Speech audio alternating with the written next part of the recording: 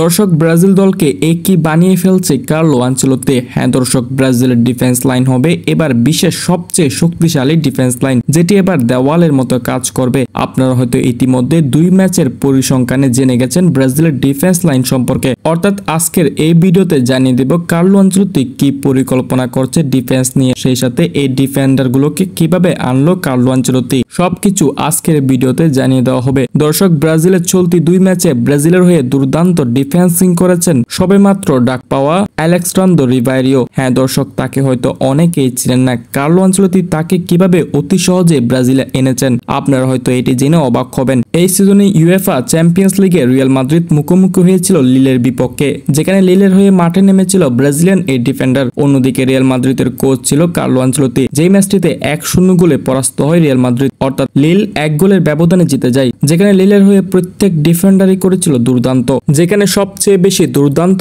পারফরম্যান্সটি করেছিল ব্রাজিলিয়ান তারকা আলেক্সান্দ্রো রিভাইরিও। হ্যাঁ দর্শক, অতটা সহজ নয় রিয়াল মাদ্রিদের স্ট্রাইকারদের আটকানো, কিন্তু এই ব্রাজিলিয়ান ডিফেন্ডার সেই দিন রিয়াল মাদ্রিদের স্ট্রাইকারদের একাই আটকে রেখেছেন, যে দৃশ্যটি চোখে পড়েছে কার্লো আনচেলত্তির। তাই ব্রাজিল দলে ইনক্লুড হওয়ার সাথে সাথে তাকে ব্রাজিল দলে ডাকও দিয়েছেন, আবার শুরুর একাদশ থেকে জায়গাও দিয়েছেন, এবং সেও প্রমাণ করে দিয়েছে। প্রথম ম্যাচ, এরপর দ্বিতীয় ম্যাচ, 2 ম্যাচে 7-এর উপর রেটিং পেয়েছেন এই তারকা। এবার রাইট ব্যাকে খেলা বেন্ডারসনও খেলেছে দুর্দান্ত, এবং কার্লো আনচেলত্তি তাকে 2 ম্যাচে শুরু থেকে একাদশে রেখেছে, এবং পারফরম্যান্সের দিক থেকেও এগিয়ে এসেছে বেন্ডারসন। এমনকি দ্বিতীয় ম্যাচে 8 রেটিং পেয়েছেন এই তারকা। সেই সাথে প্রথম ম্যাচে ইকুয়েডরের সাথেও খেলেছে দুর্দান্ত। তবে প্রথম ম্যাচে মার্কিনহুজের কাছ থেকে ভালো পারফরম্যান্সটি না পেলেও দ্বিতীয় ম্যাচে অনেক দুর্দান্ত পারফরম্যান্স পাওয়া গেছে। যদিও বা আগামীতে যদি গাব্রিয়েল ম্যাগালহেস ফিরে আসে, তাহলে হয়তো এখানে একজন ডিফেন্ডার জায়গা হারাতে পারে, কেননা ব্রাজিল দলের ডিফেন্স লাইনে গাব্রিয়েল ম্যাগালহেস খুবই গুরুত্বপূর্ণ।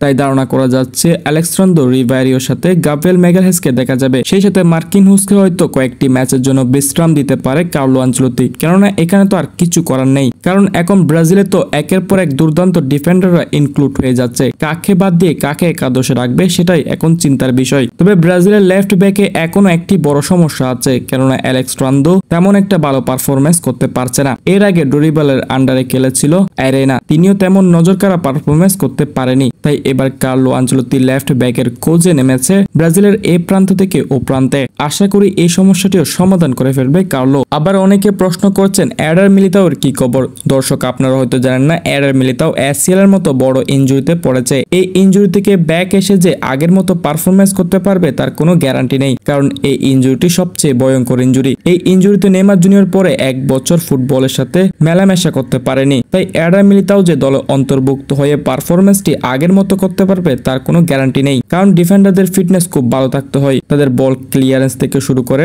টাইকেল সব জায়গায় এগিয়ে থাকতে হবে। তাই ACL ইনজুরি থেকে ফিরে ডিফেন্স লাইনে দাঁড়িয়ে পারফরম্যান্স করাটা খুব বেশি কঠিন। তাই এডার মিলিতাও সম্পর্কে এই মুহূর্তে কিছু বলা অনেকাংশে অসম্ভব। আগামীতে এডার মিলিতাওয়ের পরিষ্কার আপডেটগুলো পেলে আপনাদের জানিয়ে দিব।